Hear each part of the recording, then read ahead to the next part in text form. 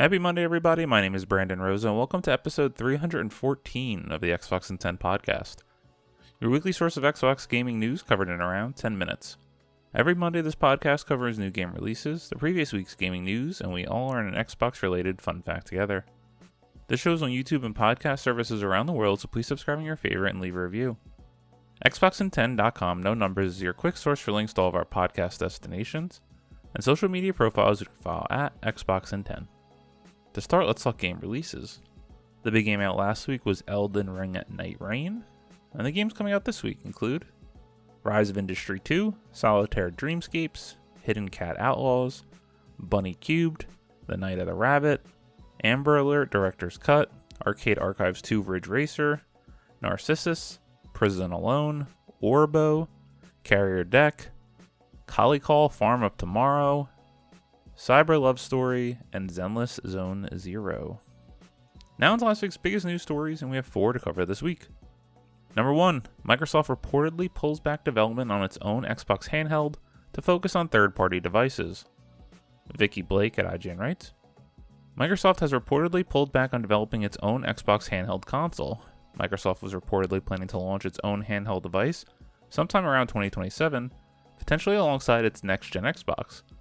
Microsoft gaming boss Phil Spencer recently indicated a first-party Xbox handheld was years away. However, a new report by Windows Central now claims Microsoft's priorities have shifted, with the team now focusing on improving Windows 11 gaming performance for third-party devices, working alongside partners like ASUS on its Xbox-branded handheld device, coding Project Keenan. According to Windows Central, staff were internally informed that, quote, priorities are moving more deeply towards third-party OEM handhelds in the interim, end quote.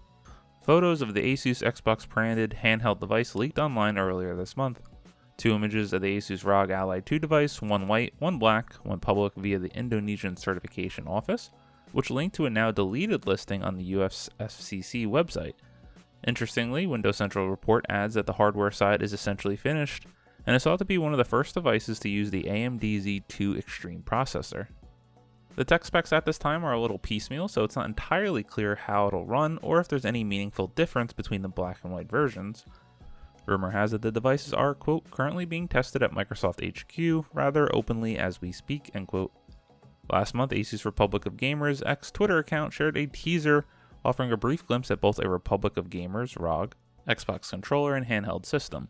The official Xbox account acknowledged the tweet with a cheeky wide-eyed gif suggesting it was gearing up for a formal reveal. The successor to the Xbox Series X is reportedly fully in production and due out in 2 years, tying in with Xbox President Sarah Bond's recent comments that Microsoft was moving full speed ahead on our next-generation hardware, focusing on delivering the biggest technological leap ever in a generation. While I am saddened to hear this news, it does make sense and I do get it, and I want the right device when it's fully ready. If you go online, you can look at some studies that people are doing comparing Valve's Steam Deck and other Windows 11 enabled gaming handheld consoles, and the performance is just severely lacking when compared to Valve's own Steam Deck.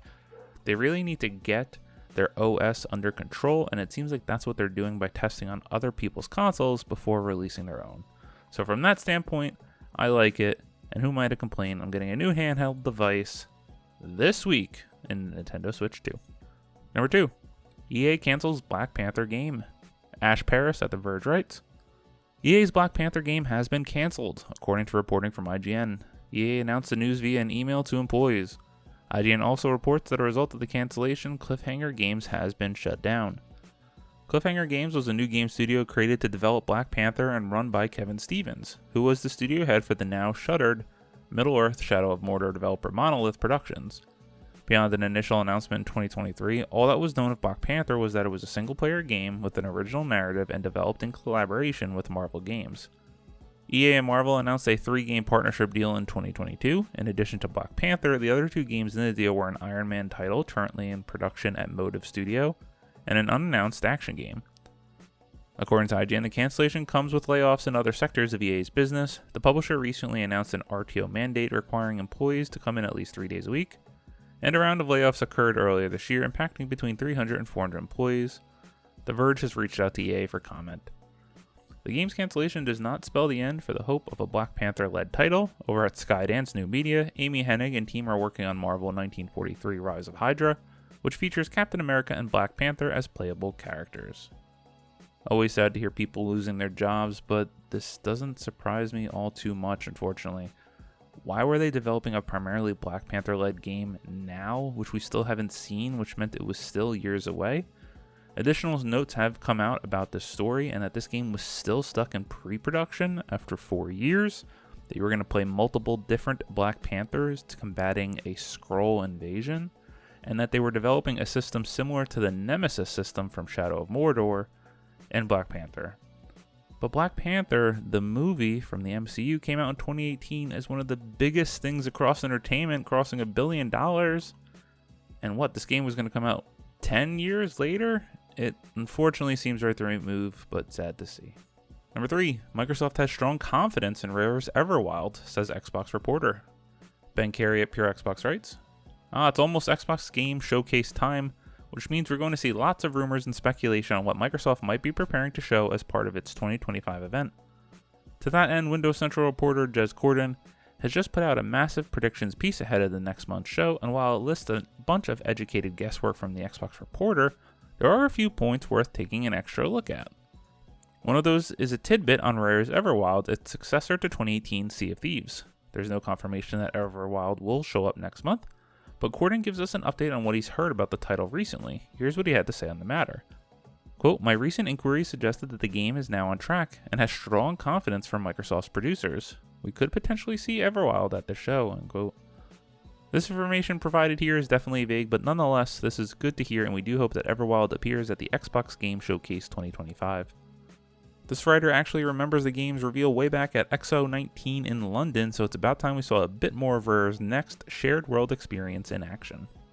I can't believe it has been that long since we last saw Everwild. If they're going to come out and show this game, I do want to see a chunky piece of it, because we still just have so many games that are on the near horizon, whether we're talking about Gears of War E-Day, Fable, Perfect Dark, The Outer Worlds. I mean, where does this game fit in? But if they're going to show it, I hope they show a lot of this so we understand exactly what this game is, because I can't even really imagine. However, it's really exciting that we are getting the Xbox Showcase next week, and speaking of that, this show will post afterwards. Going to be a lot longer than Xbox in 10, it's going to be like probably Xbox in 30, but we'll cover all the big reveals from that showcase. I cannot wait. And number 4, Microsoft launches Xbox Copilot AI for testing. Sean Carey at True Achievements writes, if you ever wanted an AI to assist you with your gaming, well, Microsoft's new Xbox Copilot for Gaming AI will soon be available to use across mobile apps. Microsoft is adding its ultimate gaming sidekick to the beta Xbox mobile app for testing.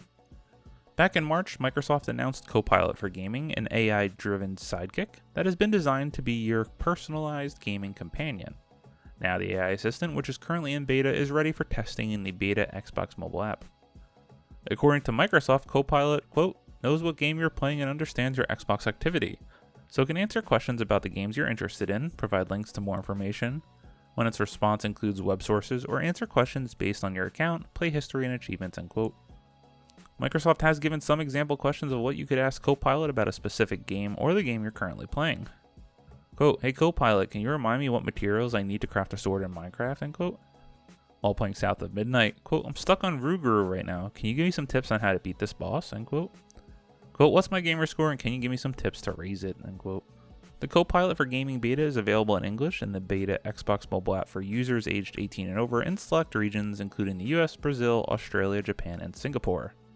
I am excited to try this out when it comes out of beta.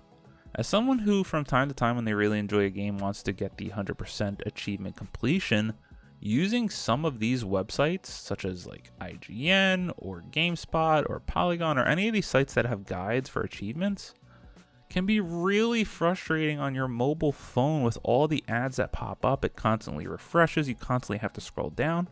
So maybe this would be a nice way to curb that. Time will tell. As always, we end our show with a fun fact about Xbox, and let's talk about some handheld gaming consoles. And there's this nice little timeline chart credit Wikipedia. So I'm going to go over some generations of handhelds and who released them since we were talking about the Xbox handheld earlier. So this table describes handheld gaming consoles by generation with over 1 million sales. No handheld achieved this prior to the 4th generation of game consoles. This list does not include dedicated consoles such as LCD games and the Tamagotchi. So the 4th generation, 1987 to 2004, we had the Atari Lynx, the NEC Turbo Express, the Nintendo Game Boy, and the Sega Game Gear. The 5th generation from 1993 to 2006 had the Nintendo Game Boy Color, the Sega Nomad, and the SNK Neo Geo Pocket. The 6th generation from 1998 to 2015 had the Bandai Wonder Swan, Game Boy Advance Family, the Nokia N-Gage, and the SNK Neo Geo Pocket Color. The 7th generation from 2005 to 2020 had the Nintendo DS Family and the Sony PSP. The 8th generation, 2011 to present, included the Nintendo 3DS Family, the Nintendo Switch, the SNK Neo Geo X, and the Sony PlayStation Vita. And the 9th generation, so 2020 to present, included Valve's Steam Deck, and soon to be switched to unless they include that in the other one.